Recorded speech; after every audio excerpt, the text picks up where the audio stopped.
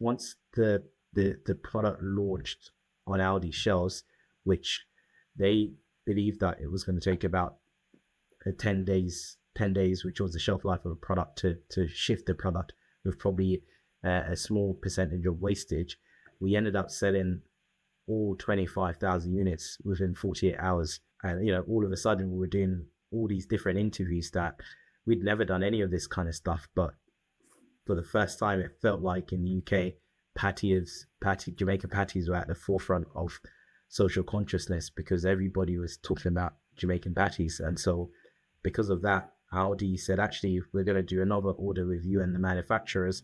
And they ordered 100,000 units, and we sold 80,000 of that in a week.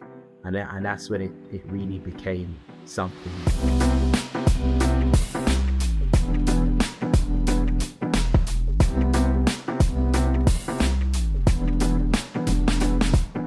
My name is Max from Black Income Creators Podcast, and I'm here today with Mike Williams. Mike, do you want to tell the audience a little bit about yourself? Hi everyone, I'm Mike Williams, the co-founder of Flake Bake. We run a Jamaican patty manufacturing business established in 2012, and we are now the largest handmade Jamaican patty manufacturer in the UK. We supply about 20,000 handmade patties within the Caribbean food market. And in 2024, we won a TV show called Aldi's Next Big Thing, which allowed us to, for the first time, list our products with a major retailer. And since listing, we sold over 1.4 million patties into Aldi. And you can now, as of today, the 12th of March, get not just our chicken patty, but our beef patty in Aldi. Wow, that is amazing. So I've got a bit of a bone to pick because I'm gluten-free. When is the gluten-free option coming out? Well, it's available, just not for me. You have to check out my dear friend Natasha, who runs the Vegan Patty Lady, and she makes incredible gluten-free and vegan patties.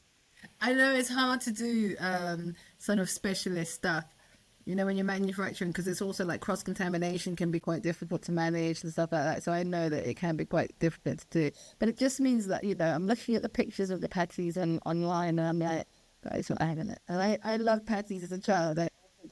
I'm like, they just look amazing. So yeah, if you can sort that out, that'd be brilliant. That'd be happy days. Which is why I'm shouting at Natasha, Vegan Patty Lady.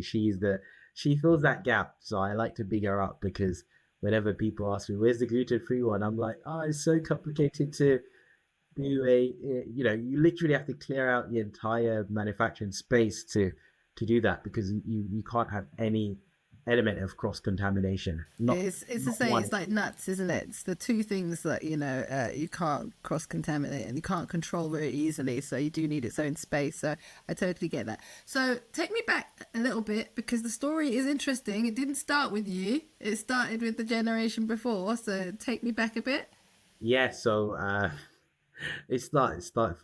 patties really started with my dad. So in 2008, we set up a Caribbean takeaway called Caribbean Spice in Peckham. So that was where it all started. It wasn't just a takeaway where you could get all your Caribbean meals. It was also a bakery. And we were doing a lot of hard dough bread back then. And then eventually we got someone to make patties, because we were buying patties into this business initially, that predominantly being a takeaway. So we bought patties and then we made some bread. And then eventually we started to make other products, so like carrot cakes, etc. And then we got someone to make patties. And so that's where the patty business really started off with my dad, who's a baker, and he got this bakery business and takeaway. I think when I was at university, I wanted to do a little bit more, or coming to the end of my university years, I wanted to do a little bit more with my dad, having helped him over the years.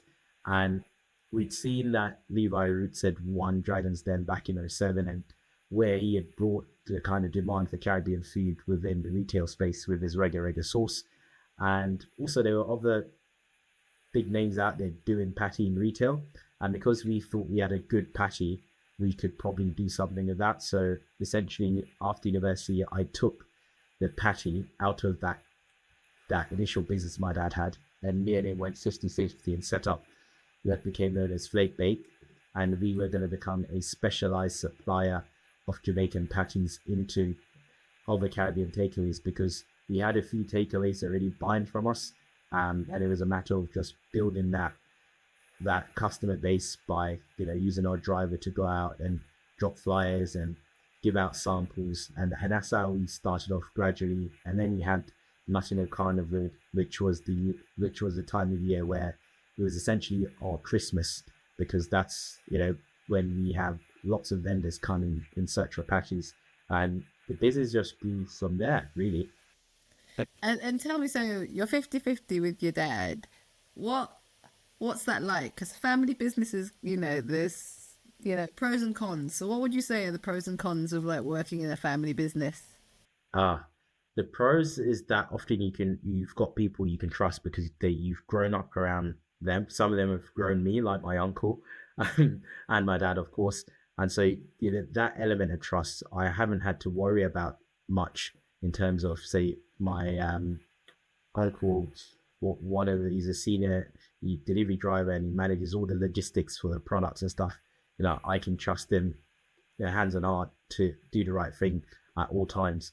More of the challenges would come in, so again, when you're working with older family members that you respect and you have to tell them that this is wrong or you want them to do things a certain way, and then that can be a little bit tricky, I have to say. Yeah, I think so. It's kind of that thing of like actually the hierarchy or like the relationship that you have as like, father and son can be a little bit complicated and also it's like when you guys meet up for non-work related things, do you find yourself talking about work outside of, I guess with my dad and I, we've always been talking business, so it's a mixture at all times, whether it's at work. He's going to ask me about his grandchildren. Even when we're not at work, the patties might come up in some way, shape or form, because when you're an entrepreneur, it's almost never stop working. So even if I'm traveling, I'm doing some element of work or I'm touching base with the bakery and there's something always to do. So similarly with my dad and I being owners, we're always talking something to do with patty. And so that's just something that comes with the territory. But with all the family members who work with me, once we're at a family event, I try not to talk about work at all. That's not easy, but I hear you. And tell me a little bit more about the Aldi Channel 4 opportunity. How did you hear about it? Yeah, this is an interesting one. So the backdrop to this is that we'd started in 2012. So after 10 years, getting through COVID, we'd really grown, but COVID really set the business back quite a bit, and we had to take out as many loans to keep the business afloat, because we'd gone down, we closed for a period during the middle of COVID when COVID just landed, and then afterwards we went to like 1 day, and I really had to build myself back up to working 5 days a week. But even by then, the cost had risen so much and inflation is quite high, so didn't really want to carry on the business. So in 2022, so that's the 10-year mark, I'd said to my dad, I've had enough and I want to go do something else. But I knew he was happy with that decision, because he'd already started spending more time in the Caribbean. So he said, I think you really put a lot into it, so whether we just sell it and move on, that will be down to you. So with the TV show, someone had sent me this opportunity. A dear friend of mine, Eugenia Pear, who we work together now, she sent me a link to firstly the winners of this TV show, saying these guys do pies, they won this TV show, it'd be really good for you to check it out. I think you'd be a good fit for the show and you could win. And I said to her, oh yeah, thanks sending this through, I'll have a look. And then I think a month later, she reminded me again about it. And I said, yeah, I'll definitely have a look. And time went on. And I remember I wanted to reach out to her. And I thought, oh man, I promised I was going to look at this thing. And I thought, well, I best do it because I really want to So I wanted to reach out to her. So I thought, let me make sure I look at this thing. And I saw it. And when I went on it, I realized that I had just enough time to apply. And I thought, I've got nothing to lose. I'm going to rack up this business anyway. So let me go for it. And to my surprise, after I finished the application, a few days later, I got the phone call for a telephone interview. And the premise of the show was we would pitch your product. It doesn't matter what stage of production you are, even if you're making a product from home, you pitch to go on this TV show, and you would be competing with other food producers in your category. And our category is bakery, so we produce competing against other bakery owners with different products, and you pitch it to the managing director of buying for Aldi, which was Julie Ashfield at the time. And if you won, they would help you to manufacture a large scale to supply a retailer, and you'd see your product on shelf as a one-off listing, like a special buy listing for the first time. And if it went well, there was that opportunity for you to maybe spend some time and seek investment to scale, and then maybe in a few years you can come back to Aldi with it. So that was the premise of the show, and the long and short is they really loved the patties, and so we won the show when we pitched our product to them. That's amazing. So then you kind of went through the process quite quickly then, from kind of winning to scaling. So once we won, they connected us with a manufacturer, a large scale manufacturer. So the challenge was, how do we take this handmade product and scale it? Because normally we made 4,000 a day. So we were already big in our own respect on a local level, because we were doing 20,000 a week. But our first order, or the order we had with Aldi after winning the show, was 25,000 units. So we couldn't, in one go. We just needed to supply that in one go. And that's not something that we could do by hand. And also the level of compliance required was very different to supply major retailers. So we had to work with a large volume manufacturer and essentially get them to learn how to make our handmade process or apply our handmade techniques into large scale manufacturing. So that was quite challenging. And some of the ingredients like Scotch bonnet peppers and stuff like that, well, they didn't have, it's not the kind of chilies that they were using on a normal basis. So they needed to find the suppliers at volume to do that. And also suppliers that could meet a certain level of compliance, like BRC accredited suppliers. So that definitely took some time. There's a lot to think about operationally. I think people look at it and they see the final product and it's like, yeah, it tastes nice and that's it, literally it. But what you're talking about is like the compliance journey to get something into somewhere like Aldi is quite a lot of loopholes that people, I think, just aren't aware of. Yeah, it takes a very, very long time to even get set up on their system. So I'll tell you about the journey and then tell you how long it took to even get the second flavor in. So once the product launched on Aldi shelves, which they believed that it was going to take about 10 days, which was the shelf life of a product to shift the product with probably a small percentage of wastage, we ended up selling all 25,000 units within 48 hours, which really took them by surprise. We had so much publicity around it. We were on BBC News, Channel 4 News, ITV News, and a number of newspapers. And all of a sudden we were doing all these different interviews that we'd never done any of this kind of stuff. But for the first time, it felt like in the UK, Jamaican patties were at the forefront of social consciousness, because everybody was talking about Jamaican patties. And so because of that, Aldi said, actually, we're going to do another order with you and the manufacturers. And they ordered 100,000 units, and we sold 80,000 of that in a week. And that's when it really became something. They realized this wasn't supposed to be a one-off product. It was something that they could work with long term. So they said, if you can find a long-term manufacturer to make the product, we will list the product in our stores come September. So this was April 2024, and I had until September to find a manufacturer that could make it. And that was a big challenge. If you one of the questions that I'm sure everybody asks me when I do an interview, what kind of challenges did I face as a business owner, an entrepreneur? the biggest problem I had up until this point was probably staff members to make the product by hand. But now we sold out a major retailer, we couldn't get a large scale manufacturer to commit to making a product. And that took me a couple of months. And I did ask a number of the Jamaican patty manufacturers if they'd make the product for me under my brand. And they'd said no. One had said yes, but couldn't meet the criteria that we needed. But eventually I spoke to Aldi about it, who were quite surprised that no one was willing to make it.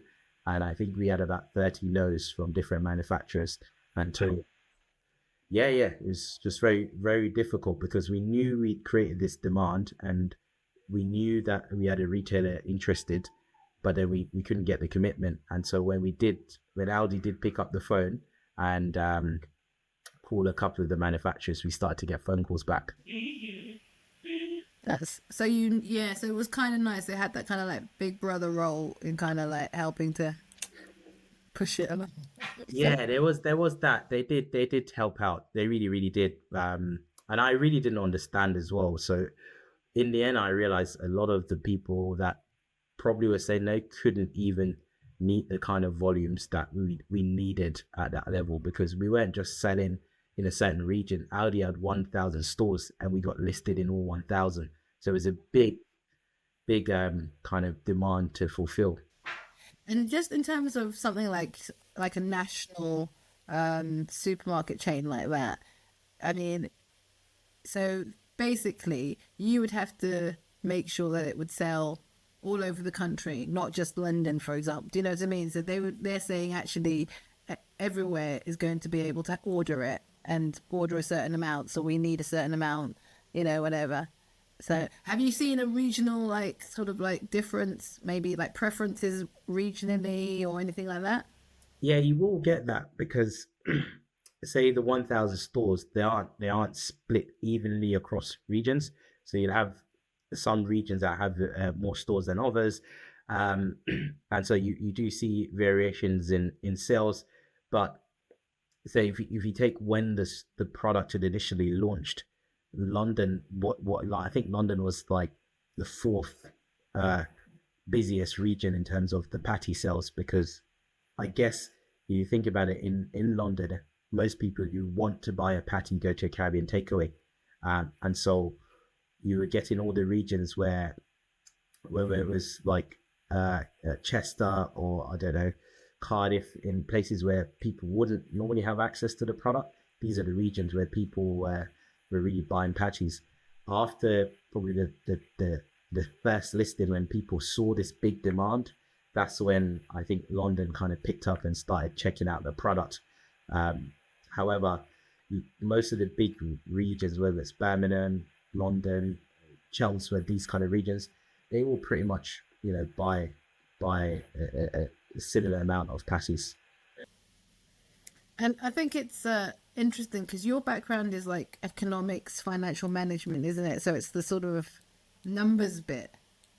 So is that what you tracked, or you kind of like, actually, I'm going to have to really get into sort of like the operations here? In the handmade process, even though I wasn't making patties, so to speak, because we have an incredible team of men who know how to make patties and stuff, but I did a lot of the kind of packaging and dispatch delivery, and then I was running the company at the same time while doing that. But at this level, where you're using a contract manufacturer, I'm not doing the kind of, I'm not involved in that part of it. But what I'm involved in is mostly the strategy and marketing side of things. So we never had social media before the show. We set up social media just before the show aired, and it's trying to understand how the dynamics of social media works and looking at the power of influencers. So my strategy, once I saw the importance of influencers, for example, was to try and work with key influencers within the food space to try and market and promote the product. And that's something I didn't see a lot of the competitors doing enough of, I believe.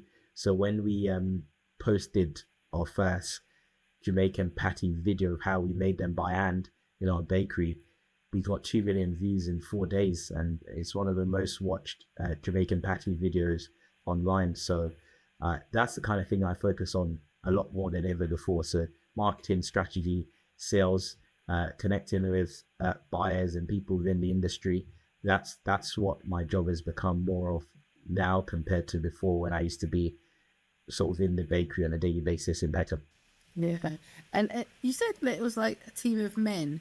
Is that on purpose that they're all men? No. So within the bakery space, well, specifically what I do, I often refer to it as old school Jamaican men who make Jamaican patties. And so these are the guys that are making patties that when I went into my dad's bakery, and these are a lot of these guys I took over into that business. But we do have women that work within the business, but mostly in different areas. And it is a labor intensive job. I mean, we've had women work in that space before, but take for example our pots. So we are still filling in our Peckham bakery in really huge pots, and oftentimes it's a couple of guys on the production floor that would come in. Not to say that women can't manage it, but yeah, we've had cases before where some of these things are quite heavy, and so yeah, the guys do it. But I'm sure that you probably have women in this Jamaican patty space. I haven't come across a lot, but the ones that do, they work in other parts of our business. So whether it's in a couple of women work in packaging, like our office manager, she's female, and at the senior level, along with me, there's my wife and my friend that I mentioned, Gina Pear. We are the kind of management team within the business now. So they kind of oversee a lot of like social media stuff, and Gina Pear manages a lot of. My wife actually manages the entire Aldi account. So with Aldi, that's pretty much myself and my wife that's managing that. That's massive. And in terms of like, I'm just trying to think in terms of the art of, do you say rolling patties? What do you say? Like, what do you call it in terms of what they do? Do you think that's an art that we might lose in the future? It's a very good question, because one of my biggest challenges now is maintaining the existing handmade process while trying to scale into the larger scale kind of manufacturing, because the volumes that can be produced in a very limited time, it's surreal. So it takes us like a week on a normal basis without doing a double shift or anything. We're doing 20 odd thousand patties, whereas some of our manufacturers, they could do 20 odd thousand in about an hour or two, for example. It's unbelievable what they could cover. They could do 100,000 in a day if needed, whereas for us, probably like 6,000-7,000 at best. And because it is time consuming, and they are usually, where we can cook in a day probably about 30 kg, 40 kg of mince. For the manufacturers, they could do 500 kg in just one hour. We're trying to keep the handmade one, because the level of authenticity and the craftsmanship that goes into that, if you don't protect it, it will die out. And we do have some youngsters coming through in the process that keeps it alive and keeps it going, and that's good to see, because I can tell you for a fact that nowadays you get a lot less people interested, male or female, in sort of these labor intensive manufacturing process. Even in large scale manufacturing, we do still need people. It's not the industry that people think of, because it's not glamorous, going into these kind of industry, and it's not customer facing or anything like that. So it really isn't a glamorous kind of industry, and sometimes it could be quite long hours as well. Yeah, but I think that's kind of also the joy of it, is that it isn't customer facing. You don't have to be thinking about your job once you finish the job. So it's actually a really, in some ways, it's a nice job to have, because you don't have to do the whole Yeah. I, I, for 12 hours, It's kind yeah. of, You know what? One of the things I'd say now, after running the handmade process for 12 years, it gives me great joy to see the rewards of what we've been doing for 12 years, because a lot of these TV interviews and stuff that's happened in the last year, they come down to a bakery in Peckham and they showcase the talent of the team. And these are people that have been making patties for 20, 30 years, and they're almost like unsung heroes. So to see them being spotlighted and showcased to the nation, as to these are the people that are making these incredible patties that everyone's talking about, it is a real joy to witness. And they love an element of celebrity status. And I think to be able to, a lot of them, when someone, we do a news interview, and then they get videos. I get the video sent to me and I send it to my team, and they'll be telling me, oh, I sent it to my grandma in Jamaica, I sent it to my mom, or whoever it is. That is quite special to see. yeah, that was interesting. And so you've still got the bakery in Peckham, Yep, and good. then you've got the Aldi account, which is probably like, 80-90% of your business now, I guess, is a big Yeah, part of it. yeah, it's a massive part of it. So yeah, it's actually separated into two. So it's two different companies. So uh, we keep it separate because I find it easier to manage. So it's one thing doing one thing, and then the other one focusing. So again, with the Aldi account, it's been managed because it's managing relationship between myself and Aldi and manufacturer, whereas uh, handmade process, you've got a team of 15, 20 people, and they need to be managed. People need to do holidays and there's payroll and a lot of that stuff I'm still involved in. So uh, separating it makes it easier for me to manage and control. But yeah, the Aldi contract is the kind of thing that you say that's a life-changing contract, and it does change the business and the scale of the business as well, and the kind of people that you interact with and how we do business is very different. A lot of stuff is now done via email and things like that, whereas in the handmade process, you know, it's a smaller business and you deal with a lot of independent customers. So it's a lot of phone calls that you're talking to people and you're building these relationships where with the Audi contract, a lot of the things are just automated and just happening, and you tend to get involved if something goes wrong. Yeah. And then I see that you've also got the e-commerce side of things. So when did that start? Was that sort of like as a result of the pandemic, or is that something that's come out later, like since Aldi, or? Correct. It's since Audi, because uh, our business, handmade process business, was largely B2B, so we're supplying into Caribbean takeaways. So unless you pretty much were a Caribbean business, you wouldn't know who we were, because we were on branded, supplying directly into takeaway. And when people bought a patty, they wouldn't, from a takeaway, they wouldn't know it's our patty. So when we won the show and the TV show came out, we decided that we'd set up a online shop so we can ship our handmade patties around the country, because we had a strong feeling that the products would sell out, and everyone who watched the TV show would still want to try and get their hands on the patty. So we set up the shop, and rightly so, even during the airing of the TV show, we could just see the online orders coming through, and we're thinking, wow, we're going to have to fill all of those in the next days or so. And but we had put on a 2-week lead time to get these patties, and it was a really amazing experience, because with those 2-week lead time, it meant that we could call all the customers who were ordering, and there were a lot of people who would watch the show and stuff like that, and people were telling us about some experience they've had either when they went to Jamaica, or they had this one Jamaican friend at school when they went to school, and they told them about Caribbean food. It was such a special moment, and lots of invite from people, whether they're based in Cornwall or Somerset. If you ever come down this side of the UK, please come and visit us because we saw you and your dad on TV and you were so lovely. We'd just love to have a meal with you. And yeah, it was a special time because it almost felt like the nation was coming together to support us, and it was a really good feeling. And it's interesting because obviously a few months before that, before the Aldi sort of opportunity came about, you were thinking about exiting the market.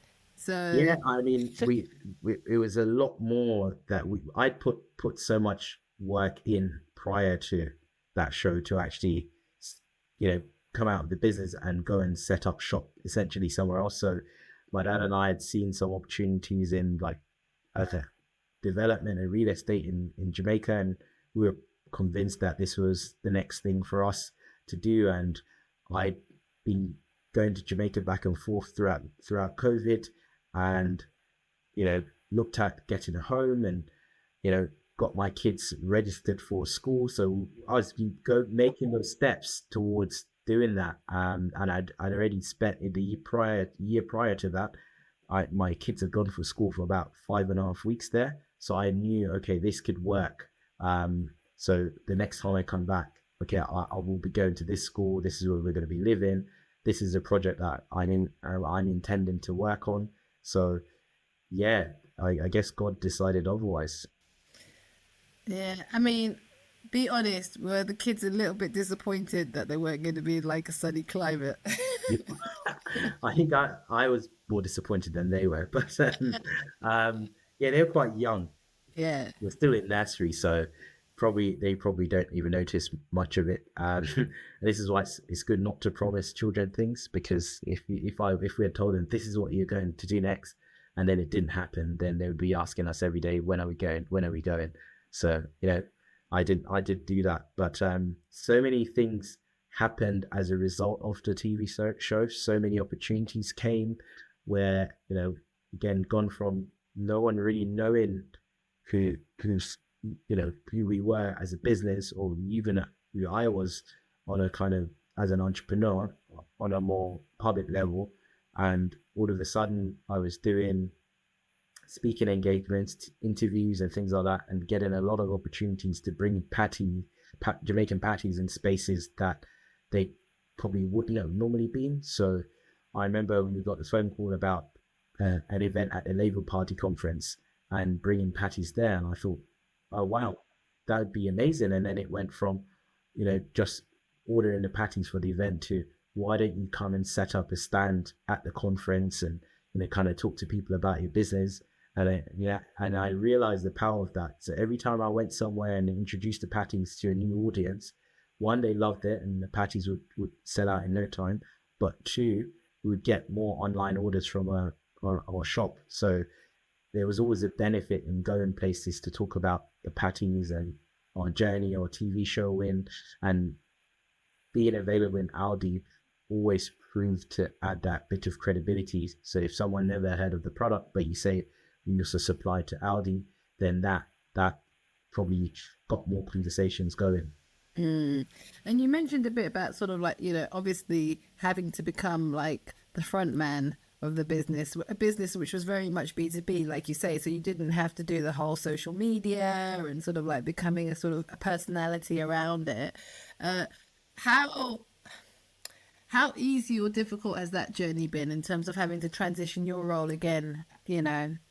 One thing working for Aldi, you'd have to transition out of being like very hands-on. I get that. But this is also like transitioning out again into sort of becoming a bit more visible.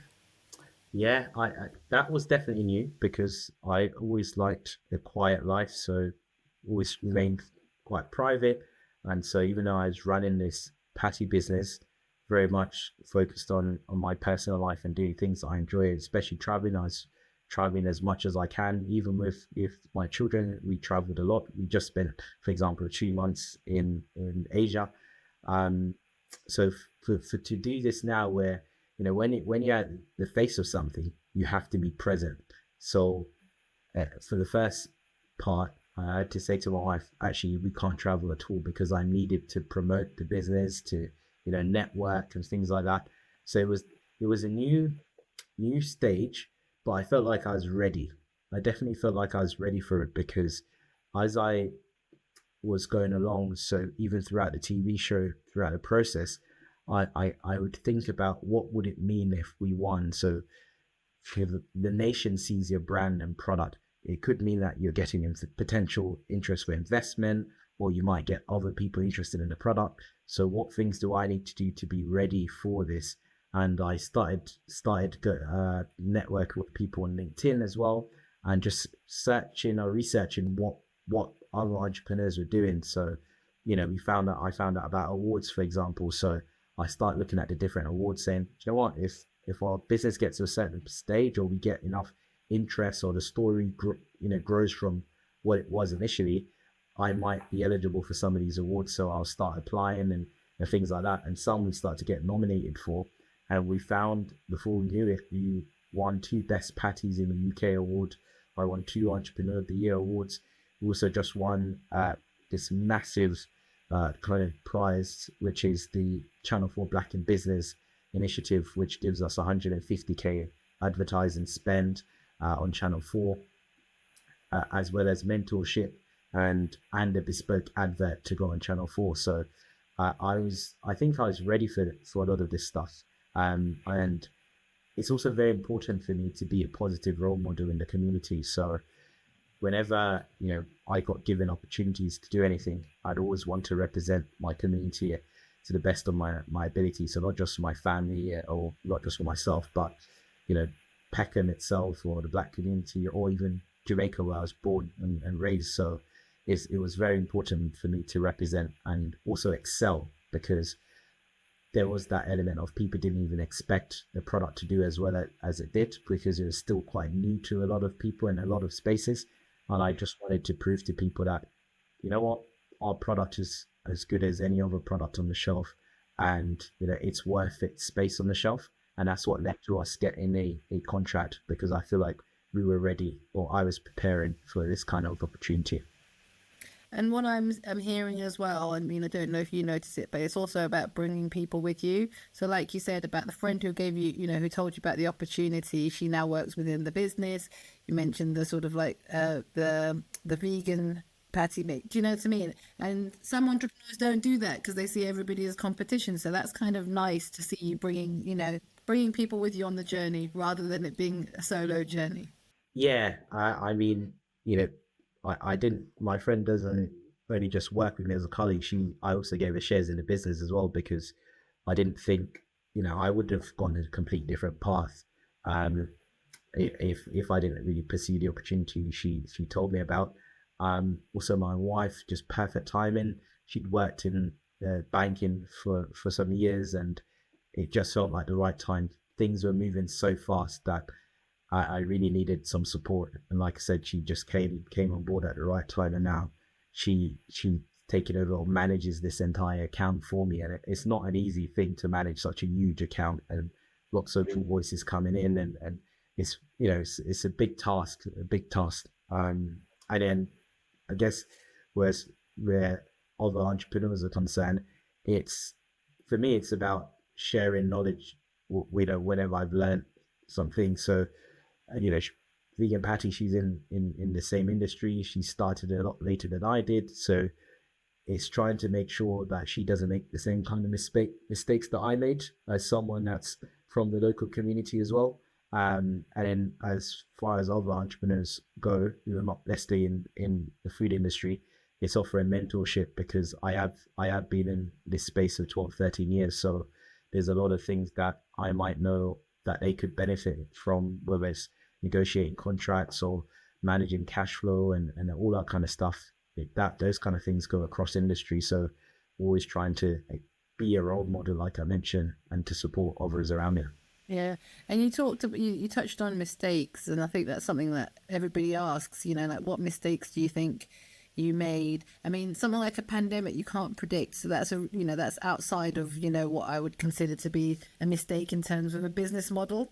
I mean, you can make it sort of like pandemic proof afterwards, but none of us knew beforehand, and a lot of businesses suffered from that. But anything that you think in the early days, or even like when your dad was doing it, because that's a different model, isn't it? It's like a purely different kind of like a bakery model. What mistakes do you think potentially were made? When you're business or an entrepreneur, you always make mistakes, and it doesn't matter what stage of business you are in. Um, and I started straight out of university, so yeah, there was a lot of mistakes that were going to be made, but probably the biggest one that I did make was probably offering too much credit to a number of customers, uh, because ultimately you don't know what's going to happen. So you give too much credit, and tomorrow you find out that this person had a really big financial problem somewhere else, and they can't afford to pay you, or their business closed down. But there was one particular customer that I'd been servicing for about, well, even before me and my dad was supplying this customer, and then I supplied him for 12 years, and he built up a huge debt. But because he was our biggest customer, I almost felt like I couldn't afford to lose him, because when you lose your biggest customer, that's taking 30 to put 40% of your supply. Then you're like, well, I'm gonna have to lay off people, and you never really want to be in that position. So when he did decide he didn't want to pay me anymore, it was a big blow. But luckily, it came around the time of the Aldi opportunity, so that kind of helped. But if the Aldi opportunity wasn't there when that happened, we would have suffered a lot more. But luckily, again, I was able to, through all the new contacts I'd gained, all of a sudden, almost overnight, I was able to get a very good lawyer to help me to recoup all of that money that he owed. It took some months, but I did win in the end. But that was one of the mistakes I realized: never give out credit that you can't afford to give away as a business owner, especially when you're doing it with lots of independent business. But that was one of my biggest mistakes. Yeah. And in terms of managing staff, because you've got quite a unique staff team, so it's family, it's people that worked, with your dad back in the day, so it's quite unique. How do you sort of I don't know, change your management style, I suppose, to suit that? I guess at the start it may have been challenging, because I was seen maybe as a bookworm coming into a space that you really had to have the skills to do it. And so someone, you're just like, oh, what do you know about patties type thing, that kind of notion going on around in the business. But I definitely gained the respect of people quite quickly after they saw how rapidly I was even changing the handmade process, because we set it up. But bear in mind, they were already working with my dad. But so it's almost like I've come and they have a way of working, and I'm here, and here I come saying, okay, this is what we're going to do. And they're like, well, but this isn't how we operate, and this is how we do things. But then after a while, when they saw that I was getting the results that we needed, there's, you start to gain respect. Or take my dad, for example. I came in and I quickly changed a lot of the suppliers, because I could get better rates from other suppliers. So I said to that one, well, I don't want to buy your flour anymore. I'm going to buy it from this person. And some of them was quite surprised. How can you not buy from us? Your dad's been buying for years. So, well, no, I'm not going to, because I can get it at a better rate.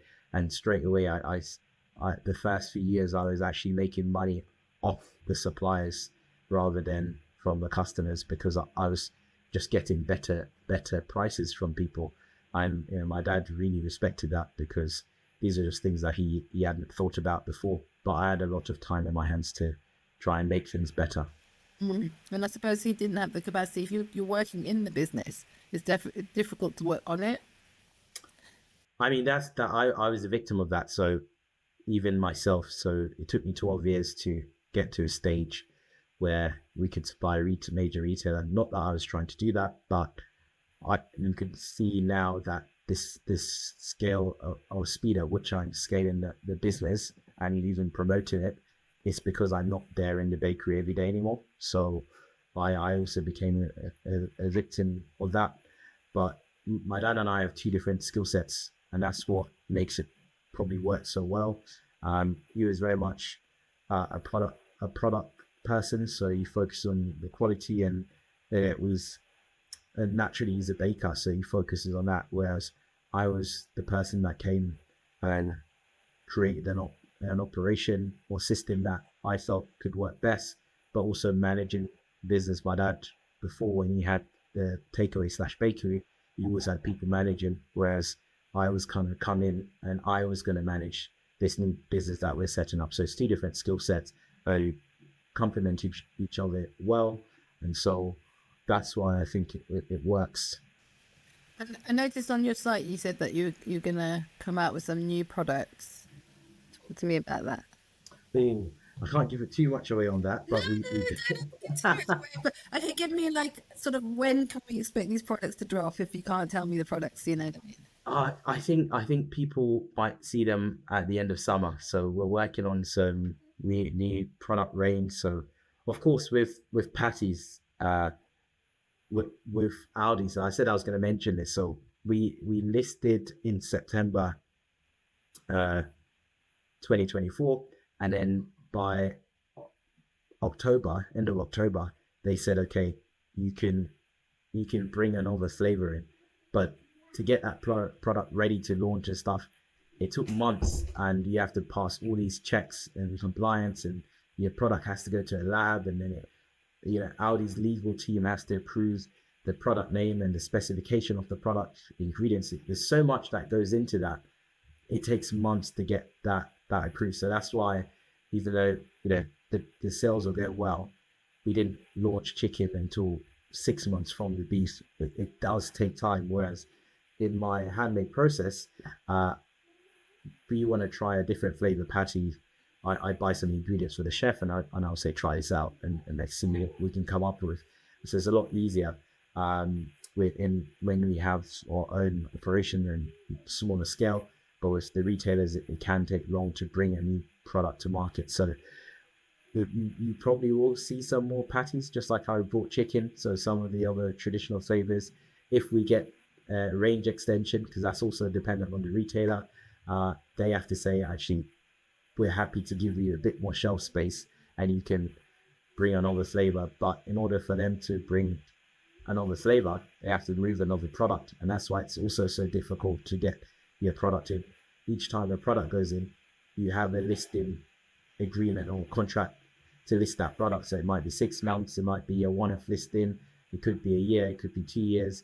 So if they've got an agreement with a different brand, they have to wait till that contract ends before they can bring another product in. But we're staying in the kind of bakery space, so we want to bring out some different products within that space, and hopefully the market likes it. Yeah, I'm sure they will. And in terms of, so you're working with Aldi obviously really closely. If you were to say, I want to move into Sainsbury's and Waitrose, what does that look like? Is that something where it's an exclusive Aldi deal and you can't work with others, or how does it work? No, we don't have an exclusivity clause. Good question. But the reality is that you do have other patty brands in other retailers, and they still see Jamaican patty as a niche. So yes, we've done very well in Aldi, but we also don't have any competition in terms of another Jamaican patty brand within Aldi, and that probably accounts for why we've sold so many and at such a fast rate. But relative to other products, so like a normal beef slice or something, you'll get a bigger demand for them, mostly because they're a more traditional product. People know them. So that's probably why you haven't seen us in other retailers. We did have interest initially when the product launched, but like I mentioned, we didn't have manufacturing sorted out. And by the time we sorted them out, I guess some of the opportunities I haven't even had time to follow up on. There's a lot of opportunities that we had when the product had come out, and I said essentially we're searching for manufacturer to support our supply chain, but haven't followed up on it. And then for some of them, they've sort of said, like, this isn't retail. They don't think we have enough budget to manage marketing and things like that. But I'm sure over time, especially now we have the sales to back up our story and our kind of business argument, that could change in the near future. And help me understand a little bit more around cash flow, because I think that's where a lot of entrepreneurs struggle, especially at the beginning of their journey. Like, how do you manage that? And I mean, something like manufacturing, yes, there's things like credit, like you say, but manufacturing, retail, that's quite a lot of time when you're not getting paid yet. Yeah, this is very interesting. So I was talking about this yesterday at UK Export Finance at breakfast, where we're looking at challenges that people face or small minority business face in terms of exporting, and even outside of exporting, this is just one of the common things: the cash flow. A lot of people, when you go to a manufacturer to pay the manufacturer, as I understand, because I'm not in this position, but as I understand, it's very common that you have to pay the manufacturers up front for making that product, or you might the retailer or whoever you're supplying, your customer might raise a purchase order to deliver a certain amount of goods. You send that to your manufacturer, and that order might take a week to fulfill, maybe 2 weeks or a month. But once that order is fulfilled, you need to pay the manufacturer. Now, you've supplied the goods to that particular retailer or whoever that customer may be. The payment terms may be 60 days. So you've had to pay, I don't know, for £100,000 worth of goods, and you took, say, 2 weeks to deliver it. You're not going to get paid for that for 60 days. So that's 2 months. And then 2 weeks later, you need to do that again, where you get another 100,000 and you still haven't taken in any money. That could be very, very difficult. And so there are products that banks and other lenders could help you with to do this. And one in particular known as invoice financing, where as long as you've got proof that this money is going to come in, you can get 80% of So factoring. So the factoring. Factoring that the actual order that you've got. But again, people need to know this, and you need to be prepared to lose that percentage, because there's a small percentage fee that you will need to pay to borrow or that money to fill that gap. In our case, again, we've been very privileged in terms of the agreements that we have with Aldi and our manufacturer.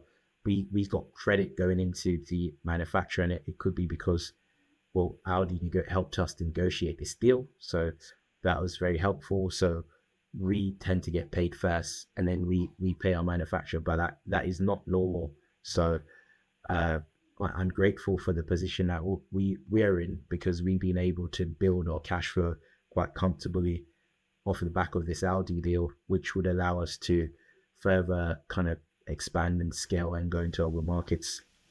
Would you expand the bakery side of it, or do you think that's kind of like, actually that works really well, and I like the fact that it's niche and it's in Peckham, do you know what I mean? Or would you think about, actually, why don't we do bakeries in other places? It doesn't always have to be London. Yeah, there is an argument to expand, but as you can imagine, this handmade process is very difficult to scale, and that's why it's taken 12 years to get to where we are. But there is an argument for it if we put the right sort of training systems in place, where we're training more and more people, if you can find them, to stay in the industry long enough, then we could get a bigger site, because we've already outgrown our existing site anyway. So there is a need for a bigger site. But we want to make sure that we have the people and the upcoming skills to maintain it, because if you start to lose the workers after a while, then you face this challenge of you can't find people to work, and also location. So we're in essentially central London. We're off the Old Kent Road. We're about a 12-minute drive from London Bridge, 10 minutes from Tower Bridge, so pretty central. For us to get a location, we probably have to go further out, but a lot of our team live within Southeast London, so can they get to work if you go too far out? And that in itself poses a challenge for us. So yes, it's a nice thing to want to scale, but at the same time, it's so important to maintain what we've got because it works well for everybody involved. The people know the system, they know the process, and it's sort of self-sufficient, and it's allowing me to sort of step away and scale comfortably to some degree with this large volume manufacturing. And so trying to scale both at the same time, it definitely poses some kind of challenge for us. So maybe not right now. Do you see a point at which you would exit? Is there a point where you're like, you know what, enough, let me just go live in Jamaica and enjoy my life? Not this piece. That's a good question. I didn't know this term about like a market disruptor. I didn't know the term before, but now I've seen the term, and people saying disrupt a brand, etc. There is an appetite to disrupt the market enough for the big names who were turning me down in terms of manufacturing to accept that we're a worthy brand, to say, actually, do you know what, how did we let this one slip? And then they approach me to buy it, and then I charge them a ton load of money compared to what they could have paid at the start to acquire me. There is an appetite for that. However, in saying that, my main focus is to keep raising the aspirations for young entrepreneurs to think big, dream big. So I am trying to take the brand and the business as far as I can, with an element of support, and then maybe if I get a good enough offer. But I have no intentions of kind of stopping work, anything like that. I just want to do the best I can to fulfill my own potential, and in turn, I'm sure it will make my family proud, my community proud, and if I can bring a few more entrepreneurs on along the way, then that's also something that's very important. And with two young children, give them something to look forward to as well. So if my daughter, on the first day of school in reception, we did a video of what do you want to be when you're older? What do you want to be? And she said, I want to work in Flake Bake. So you never know, I could be raising young entrepreneurs to come and take over. I just want to ask about, when you were going into Aldi and you had to do like the quality compliance, part of it, did you have to tone down the Scotch bonnet? I remember, I've never said this in an interview, but I remember when we were sending samples in to the actual buyer. So first you have the TV show and you win, and great. Now you have to deal with the person who will buy your product. And, if they say no, they're not, you don't have a contract or a deal. And I remember once he got the product in and he called me and he said, were you happy with that sample? And I said, well, I'm asking them to make some adjustment because it was probably a little bit too spicy. And he said, oh, good, because I had one and it almost blew my head off. So I've definitely toned it down for the mass market. You have to, because you think about the palettes you're trying to reach.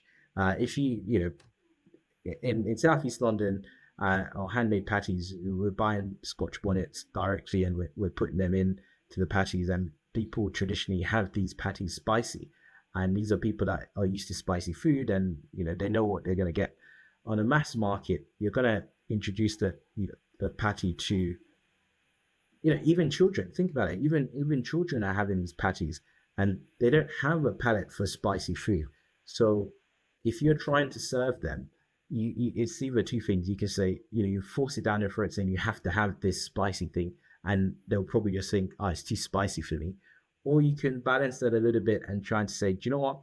Yeah, our products, we do have spicy products, but also we can tone it down so everyone can enjoy. And I don't think that's a bad thing, because if you're trying to reach all the markets, then you try and do things to suit their needs. And that's normal within business. That's very, very normal.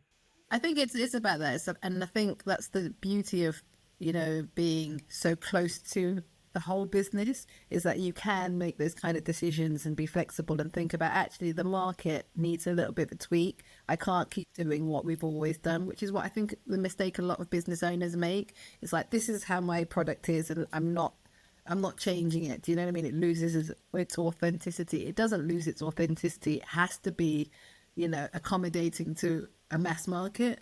Yeah, but in saying that, so you look at the ingredients that we're using in the patty, with the large volume supply, it is still a recipe taking the same product. So we're not changing the Scotch bonnet, spring onion, thyme, garlic, onions. We're not changing those.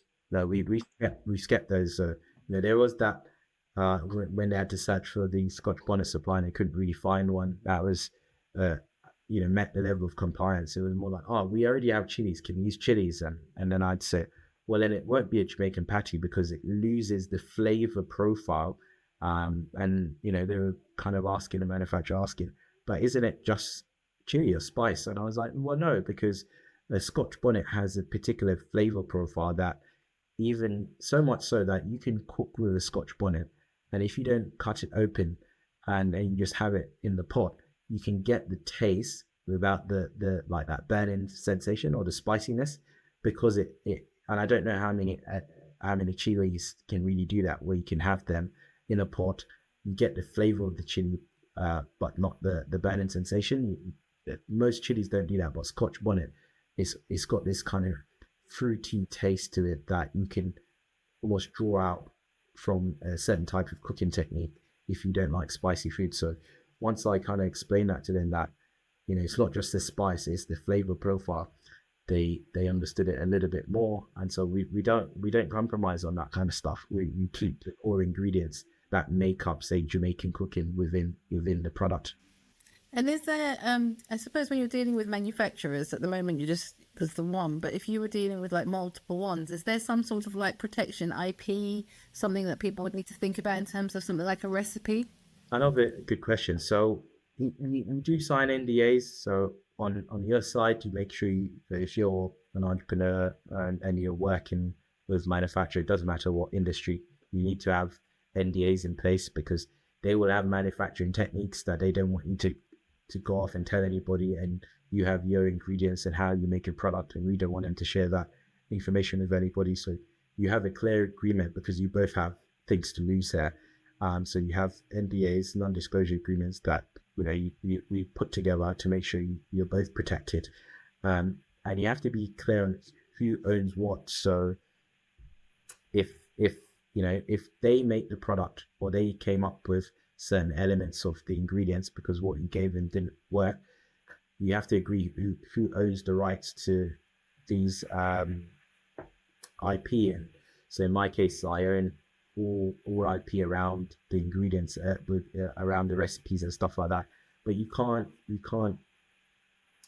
really protect it, and you can't protect your Scotch bonnet and spring onions. You can't protect that either. No, so you just have to have NDAs between you, and just be clear on who owns the rights to this stuff, and you can sign agreements to that. So say if I left that particular manufacturer, if you have that agreement that you own the right to this particular recipe, they can't start making your product because you have an agreement. And so you could sue them with these kind of agreements, even though you don't have actual, you can't patent the recipe, for example. Yeah.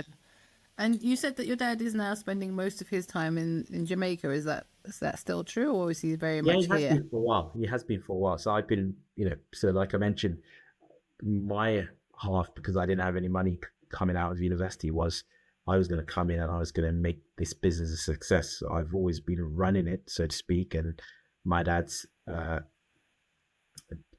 was a point in time, especially when we were trying to get the processes right. So whereas what temperature do we bake on, how many products are we baking at a time, that kind of stuff, when we're setting all of that up, he was very involved in that. What ultimate pastry recipe are we going to use? What thickness of pastry are we going to use? He was very involved in that. I was more involved in the actual cooking side, in terms of how long are we cooking our fill for, what's the spice blend mix that we're going to create and stuff. And we did get some help with that from a friend. And then over time, we just changed the spice blend to what we wanted it to be. So there were times when he was more involved and less so. And when he's around, he does help. Anything that I want help with within the business, when he's around, that's how he supports, whether it's getting certain stock into the business and things like that. Any kind of maintenance. If I needed someone, like tonight, I think he's at the factory. We're getting some electrical works done, and he's the one that's there in person, because I don't really go as much, but also I have 2 young children, so he understands. So when he's around, he really does support as much as he can with the Aldi business. Not much involvement at all, but whenever I want him to show up for everything, any particular thing, my dad's there to support that. That's great to hear. And how can people find you apart from Aldi? Apart from Aldi, so you can follow us on Instagram at Flake Bake Patties, or you can go on our website www.flakebake.co.uk, and you can order patties from our online shop, or you can come down and find us at the Penn Arts Centre, Unit 12, SE15 1TR, and you can come and buy freshly made hot patties from the bakery. And what's the nearest station to the Peckham bakery? South Bermondsey Station. It is a Peckham postcode, but South Bermondsey Station. Yeah, I was thinking, okay. It's such a strange setup that we're on the border of Peckham and South Bermondsey. So once you... Lambeth? Is it all Lambeth, or is it Southwark to No, Lambeth? Southwark. So Southwark and... Lewisham? Southwark and Lewisham. Is Bermondsey Lewisham? I don't know. Bermondsey's those weird places. Like, there's certain places, Stretham's another one where it kind of like 2 or 3, Finsbury Park, there's 2 or 3 councils. So difficult. So weird. But yeah, South Bermondsey Station is the closest to the bakery. But yeah, we have a lot of people that come in who wants that handmade patties. Now we do sell to a lot of Caribbean takeaways, but I'm not even sure I'm allowed to mention them because they like to make people think they make the patties. So I can't say, but chances are if you're in Southeast London and you're in a Caribbean takeaway, it's probably our patties, because we supply 20,000 of them, 20,000 patties into Caribbean takeaways every week in Southeast London. So you're probably eating our patties and you don't even know. All right. Thank you so much, Mike. I'm going to stop the video. Hold on. Yeah, it's an absolute pleasure. Thank you.